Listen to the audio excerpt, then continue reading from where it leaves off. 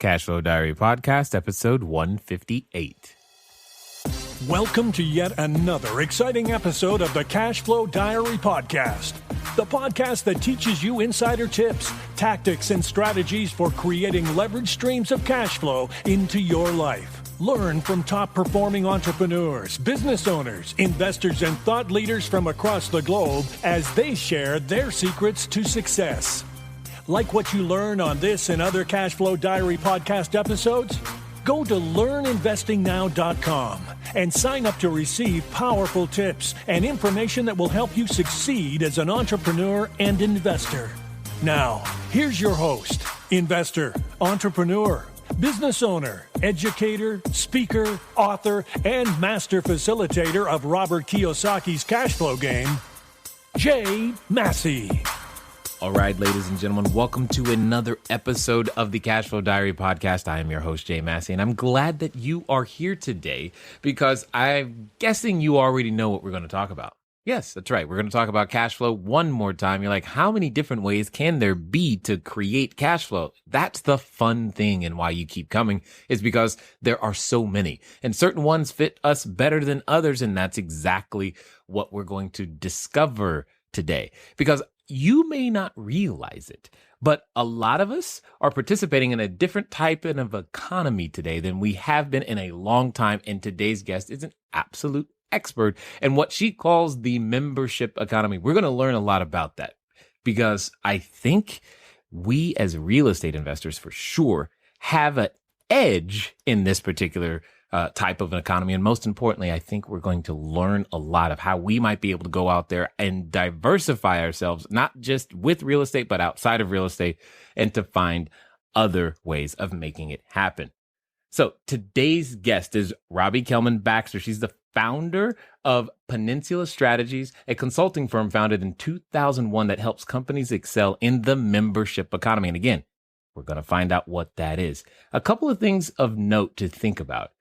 Today's guest has been able to work with companies like Netflix, now, and I know you've heard of them, also SurveyMonkey, as well as Yahoo, but don't let that stop you from contacting her because she also enjoys working with the quote-unquote little guy and little gal as well. That means you and we can learn so many things from people who have seen the inside of large companies and how they work, and most importantly, can help you and I apply some of those very same tactics. So, get your pen and paper out and help me welcome Ms. Robbie Kellman Baxter. Robbie, you there? Yeah, I'm here. How are you? Good, thank you. Good, Great. good. Glad that you're here. Now, you being new to the Cashflow Diary family, you may not know the first question that I'm going to ask you, but I tend to ask everybody the same first question, simply because I look at today's entrepreneurs, and obviously you were one of them, as like yesterday's superheroes, when you can think about, Miss Marvel or Wonder Woman or, Batman, Robin, what have you, you've got these superheroes. They get dressed up. They have a special set of skills, and they use those skills and talents and abilities to save people and provide hopefully a better quality of lifestyle for them in some way, shape, or form. And I look at entrepreneurs today as we do the same thing. However, before we put on those capes and masks and leotards and tights, we tend to have an alternate ego, or we started in a completely different way. Something happened to us that turned us into who we are today. Before we're able to serve companies like, Netflix or SurveyMonkey or Yahoo or any of those things, we were someone else. We thought differently in a lot of cases, and we just came from somewhere. In short, we all have an origin story. So what we want to know before we dive into understanding the membership economy is, who is Robbie Kellman Baxter? So the origin story is, I've always been a rule follower and an achiever. And I got to a certain point of always following the rules, going to the right schools, getting the right jobs, and realizing, probably like a lot of your listeners, that I had very little control over my own destiny. And my new life as a consultant, as an independent consultant, because I worked in big firm consulting for several years, happened when I got laid off while I was on maternity leave. Oh. And I think that sort of was the first sharp left turn, because it was when I stepped off the obvious path of what I was supposed to do, what other people did, what was the good thing to do. Mm. And then I would say that my second sharp left turn was when, so I left, I became an independent consultant, at a time when there were very few. I mean, now there's lots of people that are independent consultants and solo practitioners, and much more common. But the second thing that I did that I think was really meaningful for me is that one of my early clients was, as you mentioned, Netflix. And up until that point, I'd been a generalist, general strategy person. I thought you were going to ask me what my superpower was. And, and I actually had an answer, because I was going to say my superpower, which is so kind of dorky, but my superpower is that I can see frameworks and patterns in messy situations. Huh. And I can sort of see through all the clutter to frame it and simplify it and help somebody come to an answer. And so I'd been doing that as a generalist for many years. And then I went and worked at Netflix, and I fell in love with their business model, for exactly the same reason I think that you fell in love with real estate, which is it has a recurring revenue model. It has predictable cash flow. And so after working with Netflix, virtually, I'd say 70 to 80% of all my clients over the past 11 years have been subscription-based or membership-based businesses that are trying to build ongoing formal relationships with their customers to generate predictable revenue. Well, and you bring up some interesting things, especially when we start talking about predictable cash flow, and we're going to definitely talk about that. But I love the fact you said, there's an interesting something that you said it a couple of times, and I'm just curious because I get curious about odd things. You said sharp left turn, and I was thinking, why not right turn? That's honestly the thought that was coming into my head, and I know it probably is just a phrase you say, but is there a meaning behind would a right turn have been better? No, left turns are harder. Okay, got it. If you've ever learned to drive, which I'm guessing living in LA, you at some point had to learn to drive. And I don't want to take you back to any traumatic times in your life, but it was a hard time for me. Making a left turn is hard. Got it. Yeah. Got it. Unless you're, of course, in England right now, then it's a whole different. Yeah, for your international audience, it may be, may resonate less, but. Got it. Now I understand. I was just curious. I was like, why left? But it laid off while on maternity leave. Wow. That's like the wake up call of wake up calls. Yeah, totally legal. Totally legal, by the way. But yet at the same time, you're like, you're preparing. I mean, there's this, you're preparing for one of the most greatest experiences of your life. And you're like, okay, cool. And a number of the mothers that I've seen, they're like, I don't want to go back to work, but I'll go because it makes sense. That it's what I've got to do. And then you find out that, oh no, I don't go. Yeah.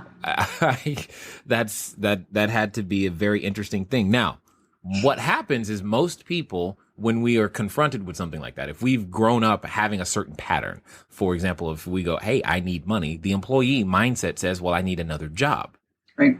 But you chose not to, and I got to know why.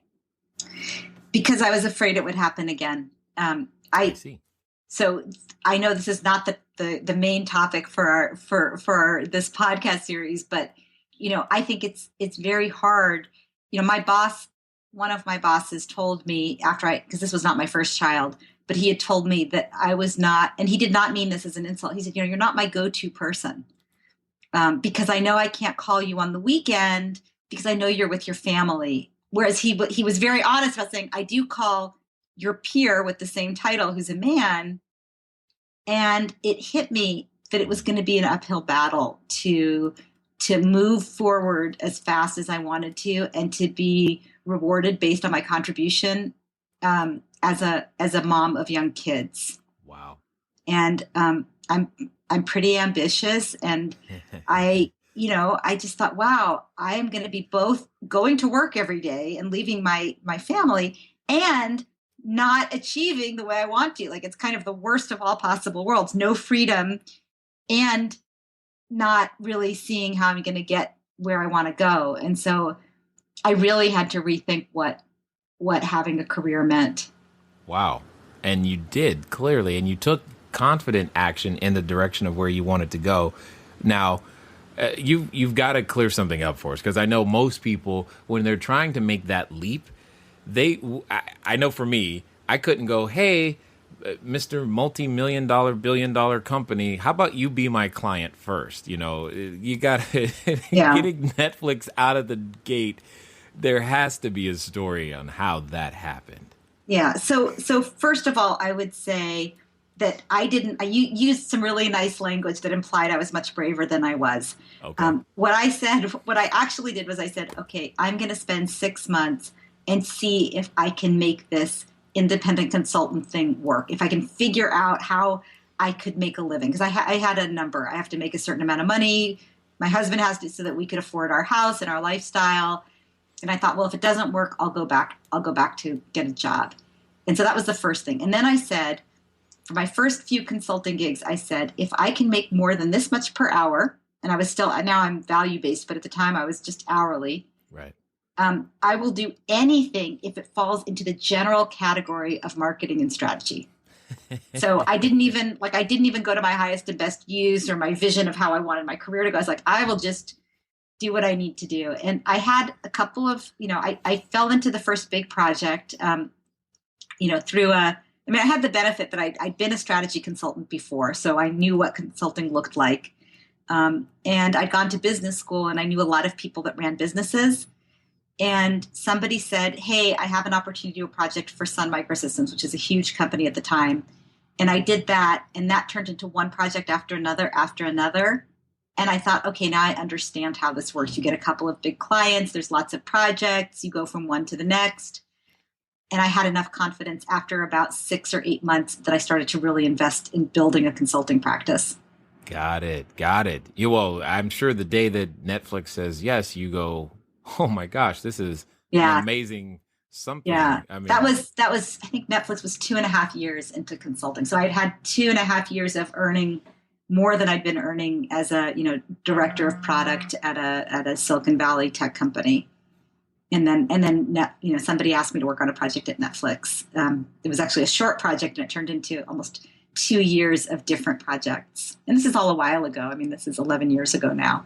Oh, well, there's still very few people that I'm aware of who can say that they've worked with such a company. But you've taken that information and been able to see how to use it and leverage what it is that they have the ability to do quite so well, is create what that predictable cash flow. Yes. So what was it, I guess, before we go there, because I was about to just dive right in on my own assumptions, I want to know in your words, what is the membership economy? The membership economy is a term I coined to describe this massive change that I've seen in the way organizations engage with their customers. It's a transition from ownership to access, from transactional to relational, and from being anonymous to being known by the organizations with whom you do business. Okay, got it. Now, what do you mean by ownership to access? What is ownership to access? So this should be familiar to, in the real estate world. If I own a piece of property, if I own a house, I have a lot of flexibility and control. I can tear it down. I can remodel it. I can paint it. I can do all kinds. I mean, there's some limits, but I can do whatever I want. I also have to spend a lot more money than if I rented. Yes. And I also have a lot more responsibility, because if something breaks, that's my problem. Yes.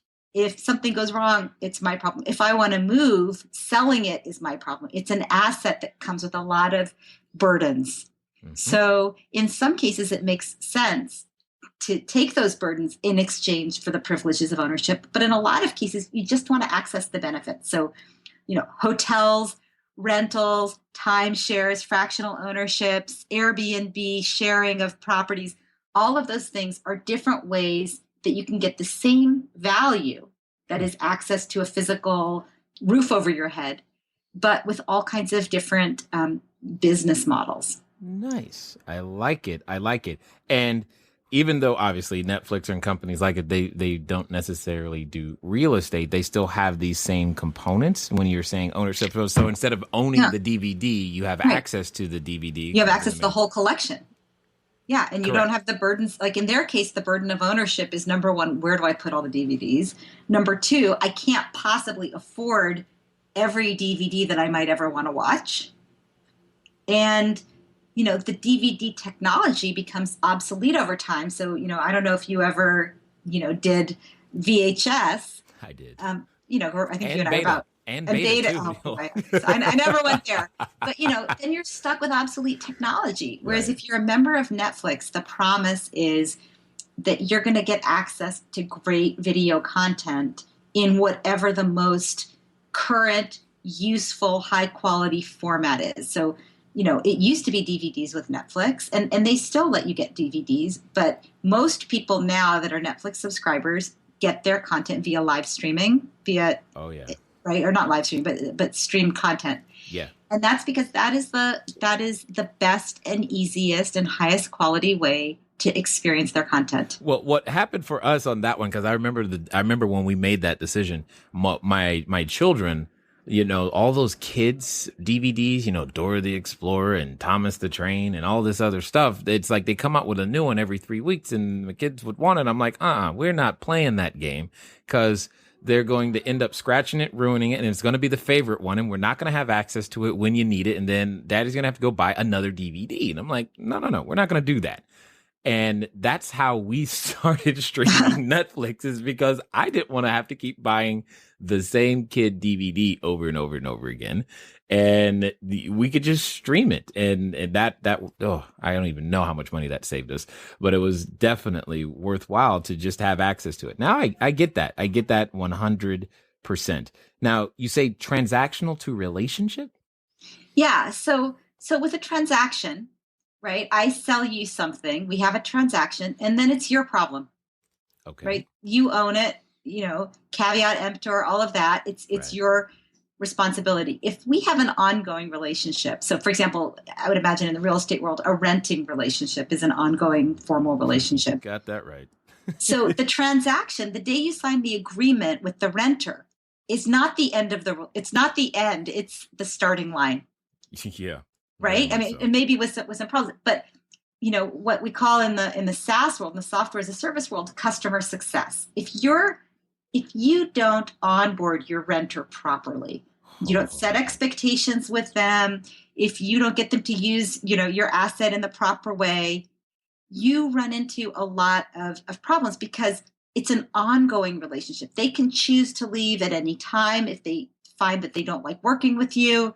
On the other hand, if you have a nice relationship with them, as you've talked about, predictable cash flow forever, because they're not going to move unless something happens if you're meeting their needs. Well, and this is one of the things that I think I want you to talk about a little bit more, because I know as a lot of investors, or real estate or otherwise, we can get guilty of, we can go, I just bought the house, and the house is what's going to produce the return, or the building, or the apartment complex, or whatever. And go, I don't need to do anything else. All my work is quote unquote done. No, it's just getting started, right? I know. And yes, that is the challenge and the opportunity. And I would say that the people that understand that end up having greater, it's too many organizations become enamored of their own products, and I would say in real estate, that's loving the building, or the home, or the office building, the apartment building, whatever, more than the customers, right? Or the members, or the renters. And if you focus on treating your renters well, you probably get better results than if you just focus on the fact that you have this fantastic asset and expect it to just work for you. You know what? You keep talking, you're going to be an excellent real estate investor. I'm going to make that happen. Because it's the same.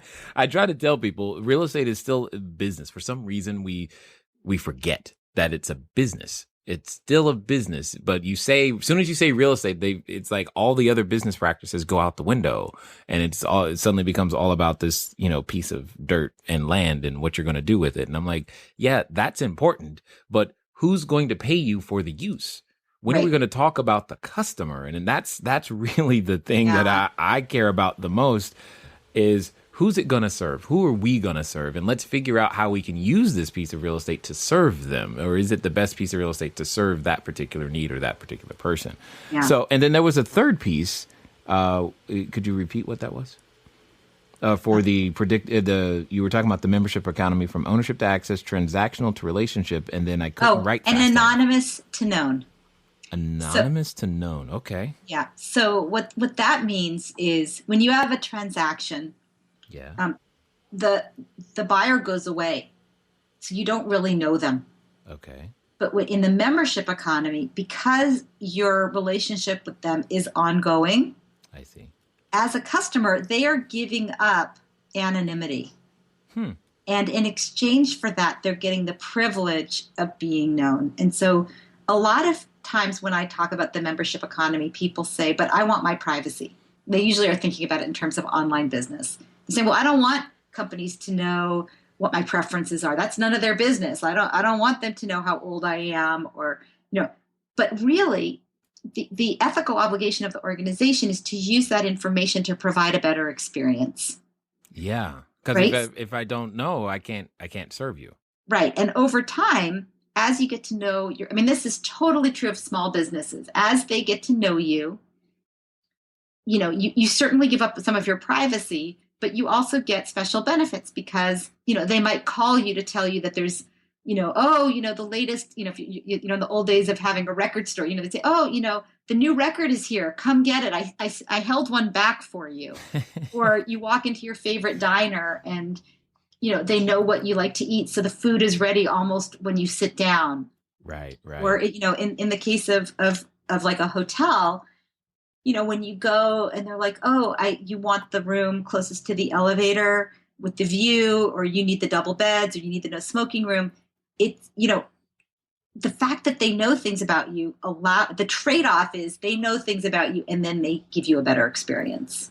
In theory, that's exactly what they're supposed to do. Now, just for the sake of a few people, just so that you know, a record store is what used to exist before there was iTunes. Okay, iTunes. Think of iTunes, but in a store. Okay, got it. Now, with all that being the case, then how does this? Okay, so let's say, obviously, we do real estate, but there are a number of us who also do many other businesses with the awareness that we're in this membership economy. It sounds as though are you saying that the traditional transactional style business is somehow going away or disappearing, or should I be thinking of a way to create a membership? Yes, you should be thinking of a way. Okay. I would advise virtually any kind of organization to be thinking about how to build ongoing formal relationships with their customers. So let me give you a totally different example. Professional services. I bet that some of your listeners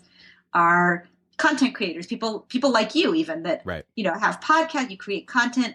In some cases, there's some content that's available for free. There's some content that's available at a price. Maybe there's consulting or training or workshops. Maybe there's, experiences where you go to a lovely place and you have a week-long, intensive experience, all those things. You can build membership into those kind of models too. So in historically in consulting or any kind of like law or any kind of professional services business, you would do it kind of transaction by transaction. I'm going to do this for you. It's going to take 6 weeks. It's going to cost this much. I'm going to write your estate plan for you. It's going to take 3 days. It's going to cost this much. Mm-hmm. Whereas if you let them be part of a community, you can just restructure what you're offering them to provide greater value. So, if I'm getting an estate plan written for me, probably it's because, in most cases, the time when you have your will written is usually when you have valuable things in your life, which are usually either assets or children or both. And hopefully your children become an asset at some point. But right. But that's, most people go see the estate planning attorney when they have kids and they're like, oh boy, I need to have a plan for what if I die? Who gets my kids? How does the money get, do they just inherit it when they're 12 or do they have to, all those things. Yes. So not only do you need the estate plan, but probably it would be helpful to meet the other kinds of professional services providers that you might need. It might be useful to talk to other people who are at your same life stage and have a community so that you can, maybe talk about things like, well, what if you don't really want your brother-in-law to take care of your kids because you don't really like how he's raising his own kids? Those kinds of questions. You can build community where people peer-to-peer, can help one another, and then they can also give you feedback about what kind of additional content or expertise they need. Uh-huh.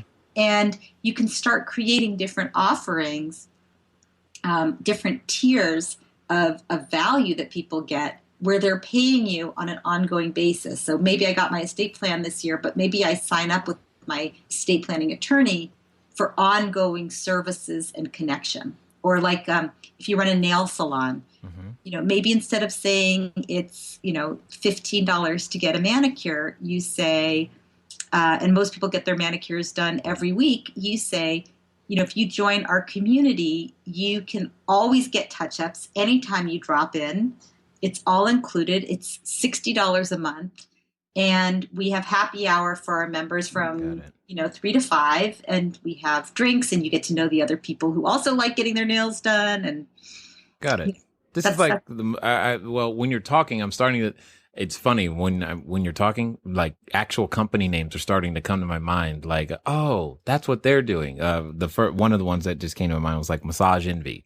I was like, oh, okay. Cause they have I don't know what it is. My wife is always going, the membership where she can just keep going and going. But you still have the option to go, one off at a time if you need to, but you have a certain set of prepackaged services that are already included. Now, all right, I can be something of a bottom line person. This sounds like extra work. Help me understand how this results in extra cash flow.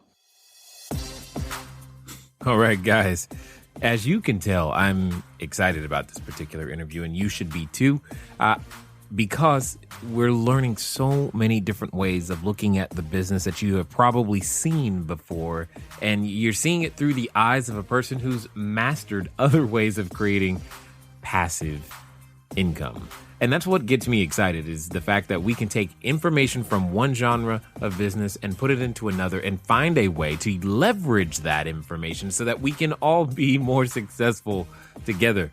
Man, I absolutely got to tell you guys that I love the opportunity to meet all of these entrepreneurs. And remember, you're going to be the same today as you will be tomorrow, except for the books you read and the people you meet. Yeah, absolutely.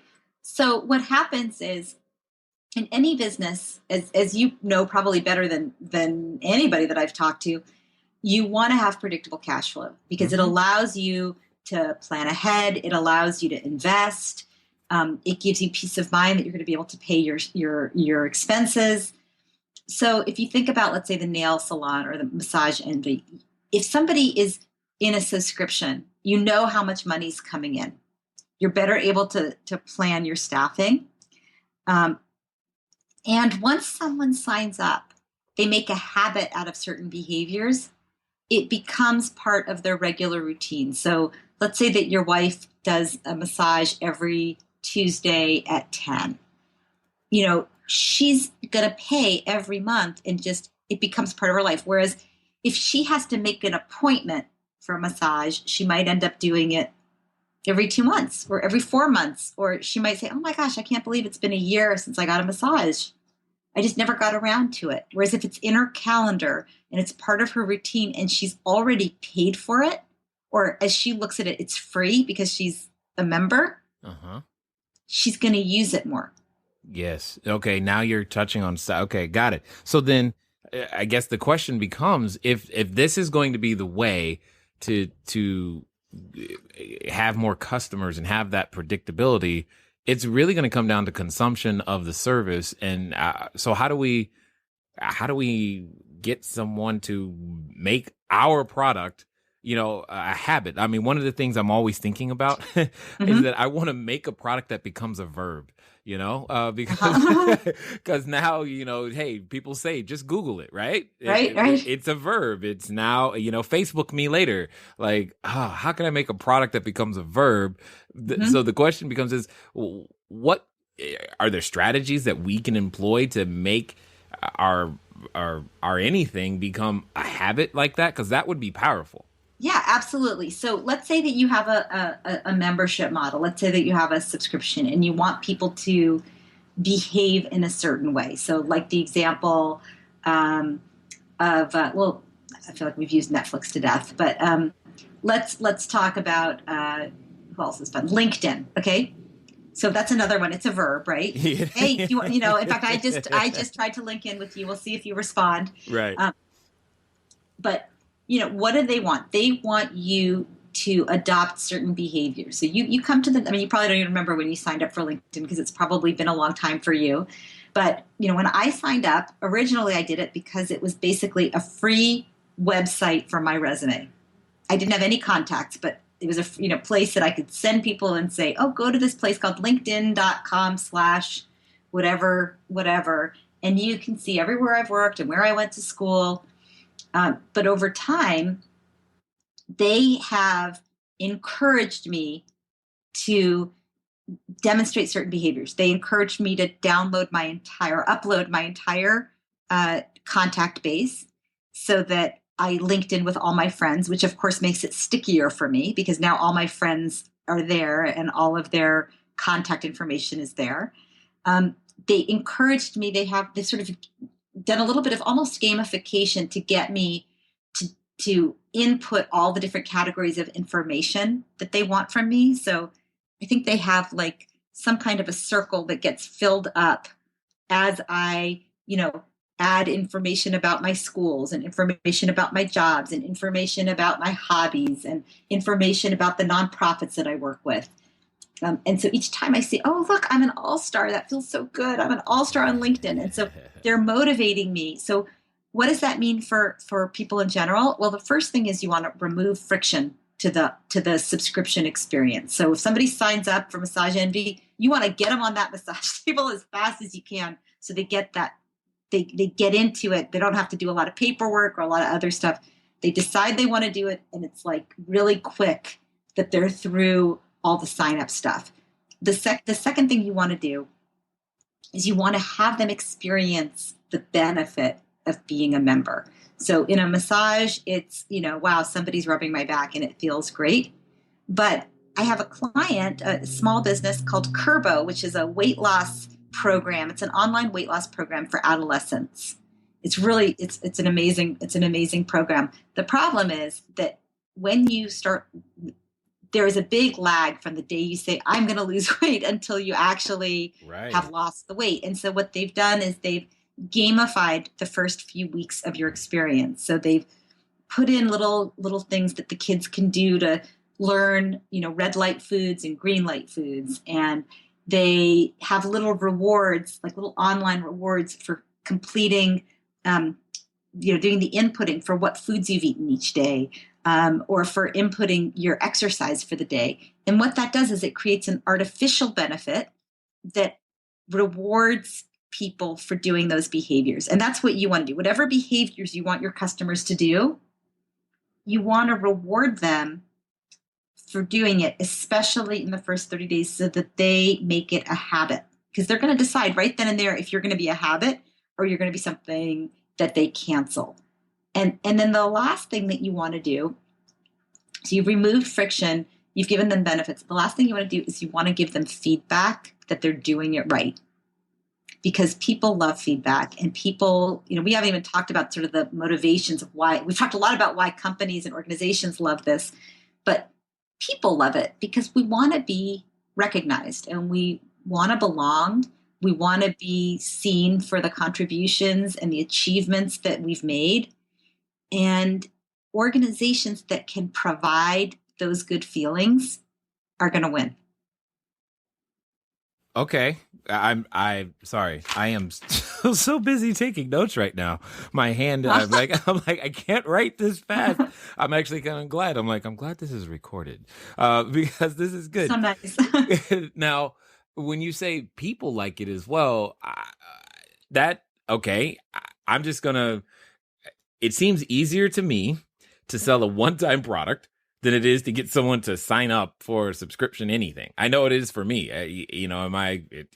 I'd rather pay, in some cases, $200 once than have to sign up for something for $20 a month. Okay. So but you're saying we want this. And but you subscribe to Netflix and your wife subscribes to Massage Envy. So there are some places. That's true. There are some places that make sense. So there are times, so like what I would say, we could go into detail and look through your credit card statements, but I would imagine that there's some things where you would either say the benefit of ownership outweighs the flexibility of access, or where you say the freedom of anonymity outweighs the benefits of belonging and being known. Right? And so there are cases, it's not like I do everything through the membership economy, right? We own our own home. We have a swimming pool. We don't belong to a country club. I mean, there are definitely things that we do that are, and there's reasons for that. I like the control of having a pool and being able to invite people over and not having to drive.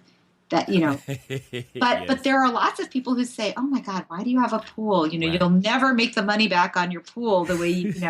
Right. That's me, by the way. That's me.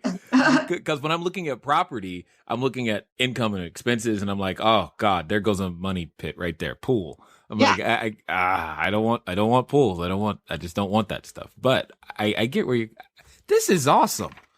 Because this is a different way of looking at business that obviously, I mean, in my head, I call, landlording, I guess we could call that the original membership model. That's what I call it in the book. Oh, really? Okay. Well, yeah, because I talk about property as being something that has been, we've had membership models forever. I mean, somebody asked, the sharing economy is this kind of buzzwordy thing now that's like, Airbnb and Uber, where people are sharing their own assets. Uber. Do you? Uber. I love Uber. Oh, it's so great.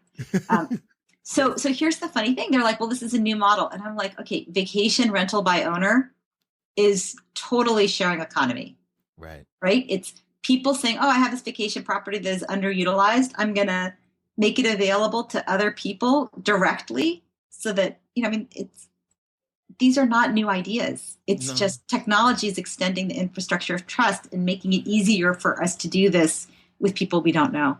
Wow. So so here's the thing. If I want to go out there and Robbie, do you have like the top 10 commandments of what you must do in order to have a successful membership economy on anything across any vertical, any market, in any place? It's got to have these components. If you don't have these components, you're going to fall apart. Okay. So I tried to do that when I was writing the book. I tried to say, these are the things you need to have. And what I came up with was that there is no one thing that defines. But wait, I have something good. So there's no one thing that defines membership economy. So I used to think, oh, maybe it's just having a subscription payment model, or maybe it's peer-to-peer contacts that people are helping each other, or maybe it's access over ownership, or one of these things. But what I realized is membership is an attitude. It's how you feel about the people that you're doing business with. And when I work with companies, I talk about 7 steps to get to the membership economy, which are 7 things. You might go through those 7 steps, Jay, and say, okay, 1, 6, and 7 totally rock my world and really improve my business model. But the other ones are not relevant to what I do.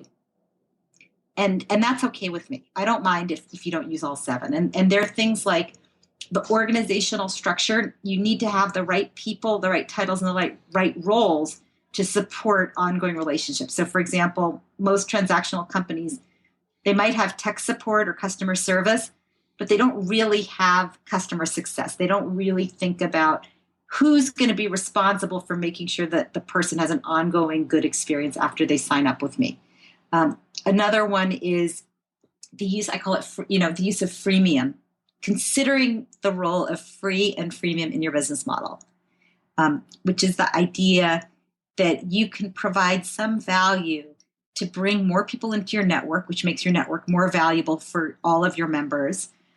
Also, it's a great way for trial so that these people might upgrade to your paid services, or they even become the voice. Sometimes you have something where, like, let's say LinkedIn, where the people who aren't paying are actually bringing in people who do pay. And so they're actually a lead source. So, anyway, those are 2 examples of the 7 steps. And I have a chart I can send over to you if you want. But those are the kinds of things that everybody should think, what can I give away for free to extend my reach? Is there something that I could give away for free forever, like a newsletter or access to some of my events, or like in your case, free podcasts, that's going to build awareness and help people understand the kind of value I provide so that they can engage with me at a higher level? If you could see me right now, I have a whole bunch of goosebumps all over myself, right? Because I'm just like, because you are contextualizing and crystallizing something that we've been doing, but I didn't have a context for. I didn't know what to call it. I don't know if does that make sense? Yeah, well, that's my superpower. Oh, okay. I frame things. That is, that is the thing that I love. I appreciate you saying that. It makes me feel so good, because that is really, facetiousness aside, that's what motivates me, is if I can come up with a framework that helps somebody else see clearly what they can do to make their life better. Right. It feels so good. Well, and here's the thing. All right. So we do have a membership where we teach a lot of people the techniques that I use just to build, our real estate business, etc. And they center around I didn't call it a membership economy and all these things, but I'm just like, it centers around them becoming the provider of content and education and information, the resource for other people, which by default means you've got to have a mechanism through which to, gather people around the table, so to speak. Yeah.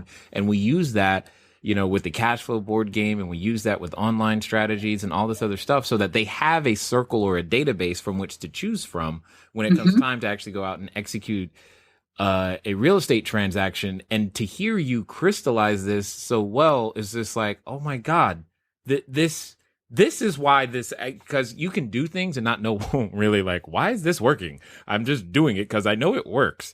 But to hear you go, yeah, this works for this reason, and to connect those things, we can become more intentional. Because one of the things I've been thinking about, and I think you're saying, is we don't necessarily have a quote unquote community manager, someone who's in our, like, we have a exclusive Facebook group, and people are in there all the time talking about the transactions, trying to get some help. And, I participate, and every other members participate, and people are getting deals done and things are happening. But there isn't that's not a position currently, like in the company, where your job is to make sure that everybody in the Facebook group, or everybody when they get their trial, is they get everything that they're supposed to, get. They go through an orientation or blah. Yeah, I think that's what you're saying. Yeah. But okay. And that there's a way to, and some of it can be done, depending on where you are in your process. So for your business, yeah, maybe you say, well, the Facebook people, I just, maybe we do an automated way to make them feel welcome. We do some automated thing. Maybe that's emails. Maybe we follow them back, or we friend them back. But then when somebody buys something, or maybe when somebody starts to elicit the behaviors that indicate that they might be ready for something more, maybe that's when customer success person engages with them. Or maybe it's after somebody spent a lot of money with you. Yeah, and you want to make sure that you say, okay, you just went to our program. We're calling you a week later. Are you making more money? Are you making investments?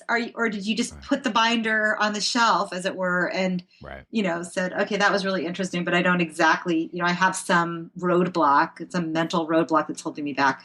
Because if the person has great success, they're going to come back for more, and they're going to refer other people. Yes, we've found that to be true. We've had, I just haven't been able to create the referral. You have no idea how many people have asked us to create a referral program. I'm just like, I'm moving as fast as I can. And I'm like, why? Because I wonder, I'm like, why why does that happen? And I guess in some weird way, we're doing some of the things that you're saying without understanding that that's what we're doing. And I'm just trying to help people. That's what I keep calling it. I'm just trying to help people. I don't even know what that means, but that's what I'm doing. And that's coming. I mean, that's being purpose-driven and mission-driven, which is the only way to run a membership business. Because if, like I said before, for me, membership, if you run a membership business, it's an attitude, which means these people belong. These are my people. Absolutely. And I'm gonna take care of them. And I don't know what products and services I'm going to use to take care of them, but I've promised I'm going to take care of them in this way. And so as I develop new things, I'm going to share it with them. And that's exactly right. That's exactly, and that's what you're doing. And, probably in 5 years, you might not be doing any of the things you're doing today, but you might be delivering on that same promise, but in maybe a more sophisticated way or a more powerful way, or maybe as your members become more successful, they're going to come back and say, okay, we don't need that intro to blah-de-blah that you have. We need the advanced placement class. Yeah. Right?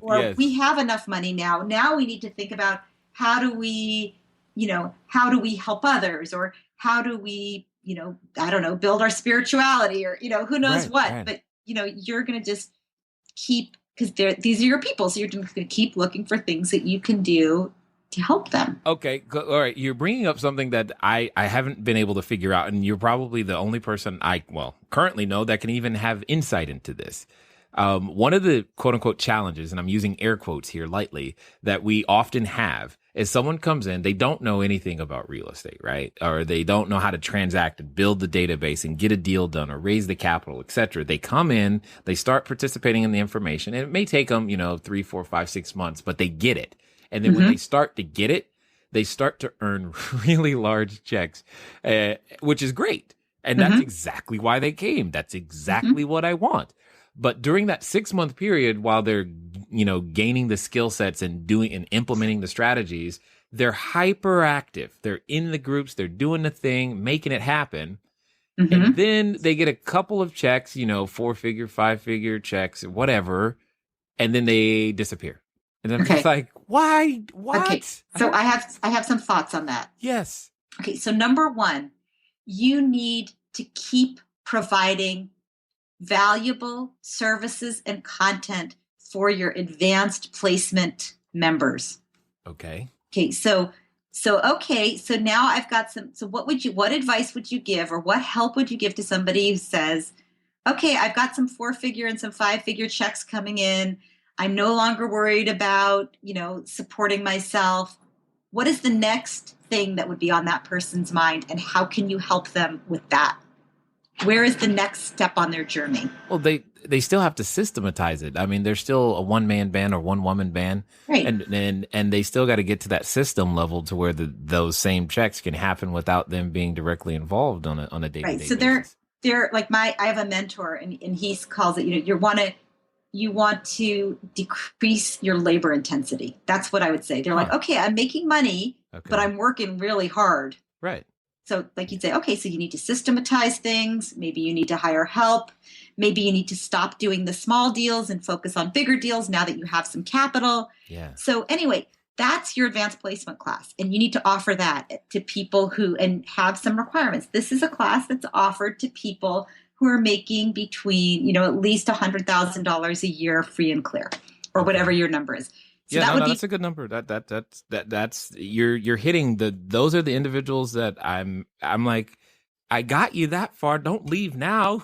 Right. The second thing is you want to create a culture in your community that people help each other. So yes. Probably some of those people by name, the ones that have been most successful. Yeah. Of course. And you could feature them and you may already be doing some of this, but you would want to feature them on your show. You would want to encourage them to guest blog about what's worked for them, or how they've interpreted what you've taught them, like their own flavor of, Jay Massey's cash flow. Like what are they doing differently? Because maybe, I'll give you the example with my mentor, who's Alan Weiss, who's, they call him the $1 million consultant. He has a certain style. First of all, he's a man. He's older than I am. He's from New York. He has an aggressive style. So sometimes when I would look at him and he'd give advice, I'd think, I can't do that. Like, that's just not me. But then I'd see somebody else, like a woman my age, or it could be a man who kind of has more of my background or does the kind of consulting I do. And I'd look at how he did it. And he's still following those same principles, but with his own flavor. And I would get it, right? I would like, oh, I get it now. And so making space for your best students to become teachers and mentors. And you can do that in a formal way. You can do it in an informal way. You can, and you want to create that culture. That's part of membership, is that there's an expectation. If you think about like a fraternity or a church, there's an expectation that the people who are having success stay and help the people, there's a spirit of community and of helping. And, one great example, I know we're probably running out of time, is CrossFit.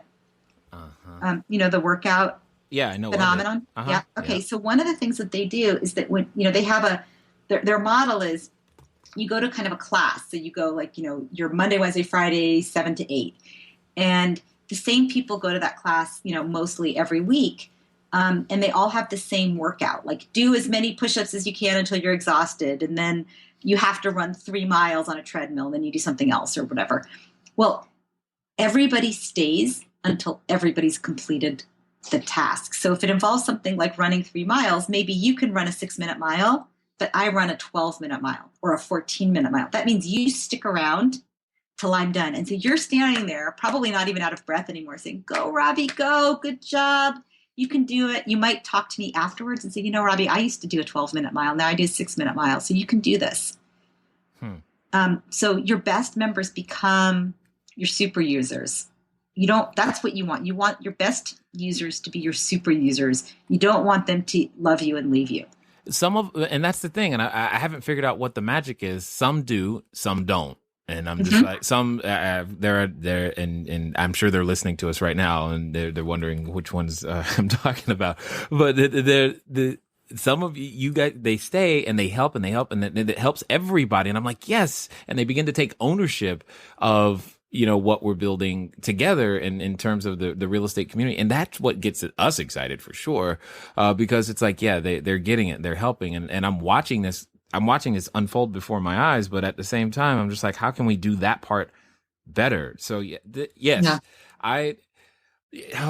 Why do we have to have time limits on things? Go ahead. Okay. So here's what I'm going to say. Yes. So I actually coach people on, independent, like what I would call independent content providers and consultants, which is what I would call you, on how to build their business model. And if you look in the book, there's a section called What You Can Learn from Small Businesses and Professional and Consultancies.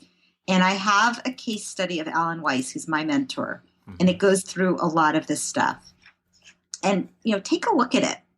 And I think probably a lot of your, there's some I'm sure that are, most are in real estate, but I know you said it's about cash flow. Yeah. So some of them may also be, content providers, thought leaders. And so this might be a really useful thing for them.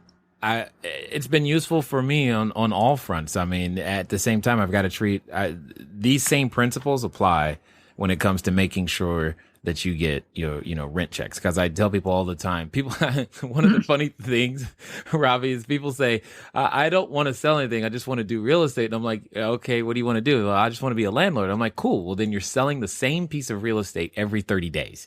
That's literally what you're doing. Exactly. Oh, I love that. Yeah. It's like good. So, and when they start to realize that, they're like, oh, yeah. I'm like, yeah, it's work every 30 days. You got to continually provide the service that gets the person to want to give you the check. Yes. It doesn't just happen. So there's so many of these things that I'm listening and taking notes on. I'm just like, oh goodness, my pen might even run out of ink. It's just awesome. So now if I'm certain there are a number of people listening right now who want to just consume and understand everything that you have to offer and make possible, because you're already, even in this short while, you've created some distinctions for myself that are allowing me to now go, okay, here's what we need to do next what does the person who is listening right now, what's the best way for them to stalk you and find you online or offline or whatever and get more of what you've already delivered so far? Yeah, well, great. Thank you for asking. I would say, the book is full of this information and a lot of the frameworks. And so that is a cheap and highly efficient way to get some of these ideas. And for the people that really want to dig into this, this is what I do. I work with independent service providers and entrepreneurs all the time. And so they can reach me at, peninsulastrategies.com. And we can talk about working together if that's something that people want to do. So excellent. I mean, I know I've learned a ton. Now, Robbie, let me ask this question. So, for the person or persons right now who are considering maybe for the first time in their life ever, they feel empowered, especially after some of the stuff you shared today. They feel empowered to finally go put on that superhero outfit. They're in the store, possibly choosing the color of their cape and mask right now, but yet they're feeling still a little trepidation. What would you say to him or her? I would say have a backup plan and make a series of small experiments. I like that. So just the same way that I would say with anybody that's a membership economy business, that runs a membership economy business, you always want to have a series of small experiments rather than a big reveal. It's just too risky. So I would never sell, like when I see people mortgaging their house to the hilt and, borrowing money from their loved ones and throwing it all at something, it makes me really nervous because I think there's almost always a way to test and adjust and figure out if there's a there before you make the huge investment. Awesome. Well put advice. I definitely appreciate the time that you've invested here with us at the Cashflow Diary, and I thank you for all the stuff that you have shared with us today. It's been a pleasure, Jay. Thanks for inviting me. All right, ladies and gentlemen, you know what time it is. It's time for you to move at the speed of instruction. What does that mean today? Well, I tell you one thing it means. It means it's time to pick up a book, right? Because and I know, and you just heard that there were so many business principles that apply to not only to your business today, but to the business you dream of in the future. And I'm telling you, it relies on the membership economy. It's been fun talking to you guys today. I know I've learned a lot. Hopefully you did too. And I do look forward to talking to you guys soon. Until next time.